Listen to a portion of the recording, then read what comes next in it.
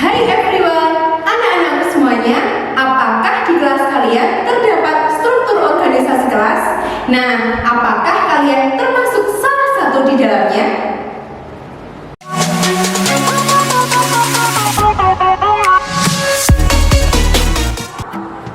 Assalamualaikum warahmatullahi wabarakatuh. Halo anak-anakku semuanya, ketemu lagi bersama Usrini. Gimana kabar kalian? Semoga anak-anak senantiasa dalam lindungan Allah Subhanahu wa Ta'ala dan dalam keadaan sehat ya.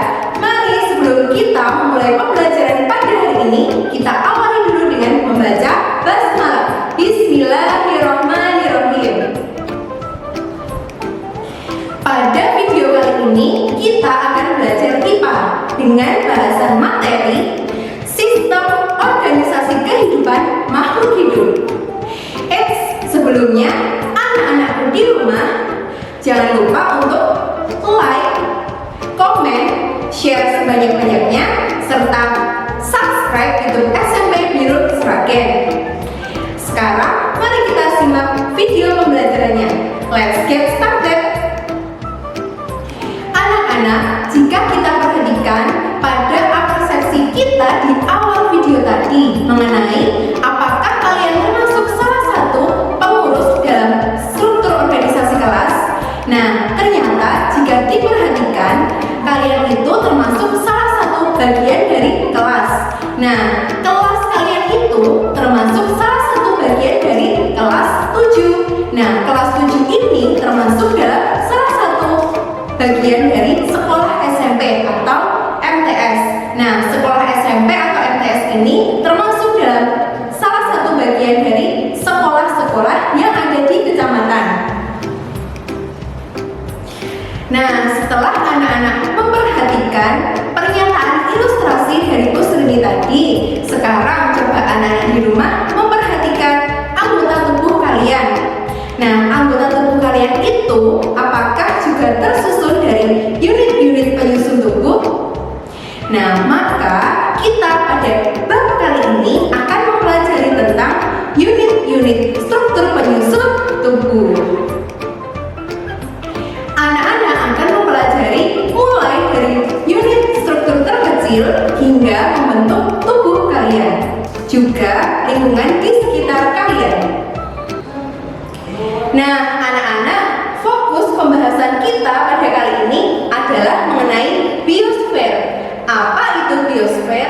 Nah, biosfer adalah struktur hierarki organisasi kehidupan yang dimulai dari atom-atom penyusun yang berukuran mikro hingga ekosistem yang berukuran makro dan sangat kompleks.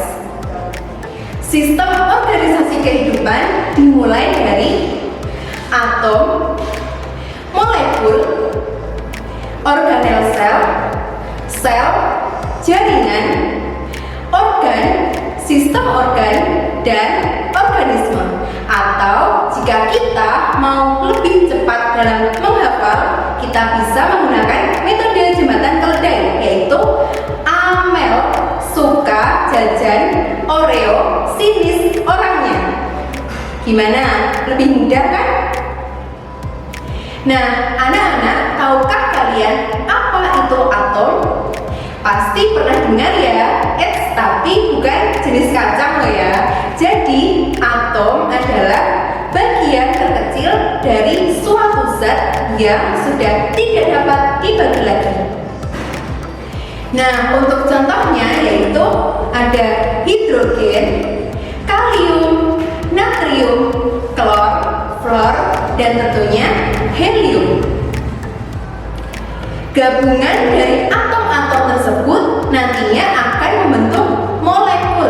Nah, gabungan dari molekul-molekul ini nanti akan membentuk yang namanya organel sel. Organel sel itu terdapat pada sitoplasma. Nah, organel sel ini nantinya akan membentuk yang namanya sel. Apa itu sel?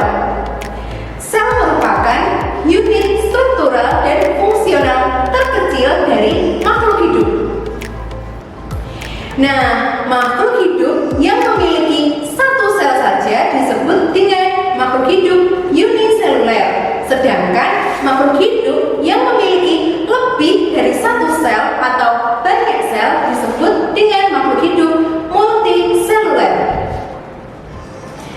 Tahukah kalian bahwa sel itu pertama kali ditemukan oleh seorang berkebangsaan Inggris bernama Robert Hooke pada tahun 1665 atau pada abad ke-19 ya.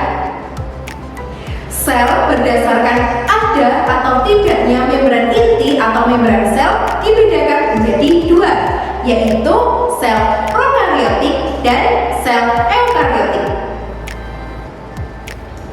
Untuk yang pertama adalah sel prokariotik. Sel prokariotik adalah sel yang tidak memiliki membran inti. Contohnya adalah sel bakteri.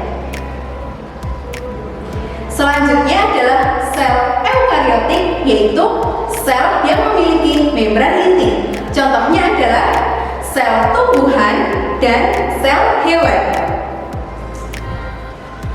Untuk lebih jelasnya, silahkan anak-anakku semuanya simak pada tayangan berikut ini.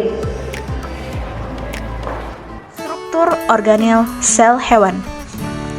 Pertama, membran sel. Bagian terluar sel mengontrol bahan-bahan yang keluar masuk sel serta melindungi sitoplasma. Nukleus disebut juga sebagai inti. Fungsinya mengendalikan seluruh kegiatan sel. Sitoplasma, tempat berlangsungnya reaksi kimia seperti perombakan bahan makanan. Retikulum endoplasma, terdiri dari kasar dan halus, tempat terjadinya sintesis protein. Ribosom, melekat pada retikulum endoplasma kasar, fungsinya untuk sintesis protein. Badan Golgi, tempat sintesis polisakarida, membentuk membran sel dan membentuk kantong sekresi untuk membungkus zat yang akan dikeluarkan oleh sel. Mitokondria, tempat pembentukan energi untuk keperluan sel. Lisosom, menghasilkan enzim-enzim hidrolitik untuk mencerna makanan yang masuk ke dalam sel. Sentriol, berperan dalam proses pembelahan sel. Struktur organel sel tumbuhan. Dinding sel, berfungsi untuk melindungi dan mempertahankan bentuk sel. Membran sel, berfungsi untuk mengontrol bahan-bahan yang keluar masuk serta melindungi sitoplasma. Nukleus atau inti sel, mengendalikan seluruh kegiatan sel. Sitoplasma, tempat berlangsungnya reaksi kimia seperti perombakan bahan makanan untuk menghasilkan energi. Retikulum endoplasma, terdiri dari kasar dan halus, tempat melekatnya ribosom dan tempat terjadinya sintesis protein. Ribosom, tempat sintesis protein. Badan Golgi, tempat sintesis polisakarida, membentuk membran sel dan membentuk kantong sekresi untuk membungkus zat yang akan dikeluarkan oleh sel. Mitokondria, tempat pembentukan energi untuk keperluan sel. Vakuola, tempat menyimpan cadangan makanan.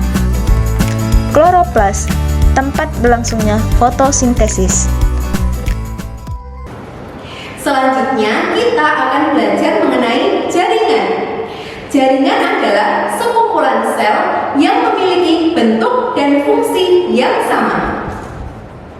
Jaringan pada hewan vertebrata terdiri dari 4, yaitu jaringan epitel, jaringan penyokong, jaringan otot, dan jaringan syaraf.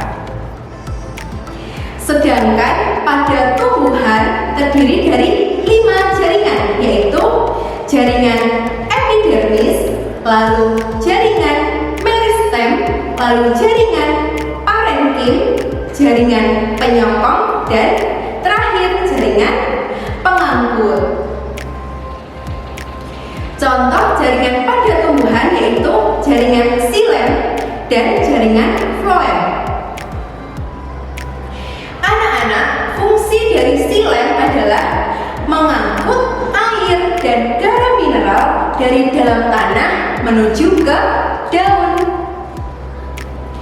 Sedangkan untuk floem, fungsinya yaitu mengangkut hasil fotosintesis dari daun ke seluruh tubuh tumbuhan.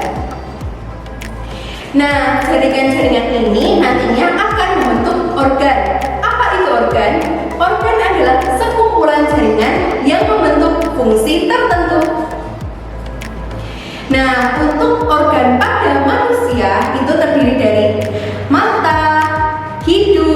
telinga, jantung, paru-paru, dan lain-lain.